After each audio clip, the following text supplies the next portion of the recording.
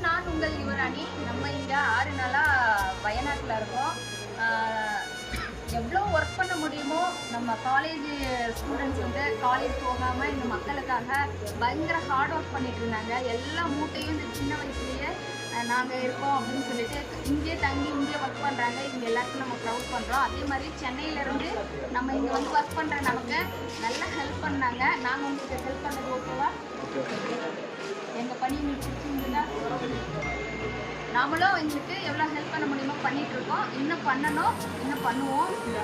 எந்த ஜாதி மத வேதமின்றி பக்கத்து ஸ்டேட் அந்த மாதிரி எதுவும் நினைக்காம சக நண்பர்கள் இவர்கள் அனைவரும் நம் தோழர்களே.